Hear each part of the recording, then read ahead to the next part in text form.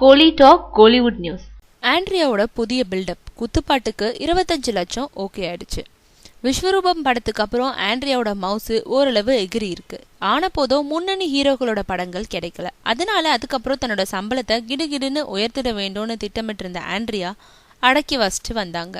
இந்த நிலையில இப்போ விஸ்வரூபம் 2 படம் திரைக்கு வர தயாராகி கொண்டிருக்கிறதுனால முதல் பாகத்தை விட 2ஆம் பாகத்துல நான் தான் முக்கிய கதாநாயகியா நடிச்சிருக்கேன். கமலோட எனக்கு பாடல் காட்சி கூட இருக்கு. அதோட கிளாமர்லயும் அதிரடியா பிரவேசிச்சிருக்கேன்னு புதிய பில்டப்பை அவிழ்த்து விட்டுட்டு வராங்க. அதை முன் வச்சு புதுசா கமிட் ஆகும் படங்களுக்கு சம்பளத்தை உயர்த்திட்டு இருக்க ஆண்ட்ரியா பிரம்மன்ற படத்துல ஒரு பாட்டுக்கு குத்தாட்டம் போடும் கேட்டபோது 25 லட்சம் வேண்டும்னு சொன்னாங்களாம். ரொம்ப ஜாஸ்தியா இருக்கேன்னு தயாரிப்பாளர் தலைய சொரிஞ்சப்போ, வேண்டுமானா அந்த பாடலையும் நானே பாடி கொடுக்கறேன், 2க்கும் சேர்த்தே இதே சம்பளத்தை கொடுங்கன்னு சொன்னாங்களாம்.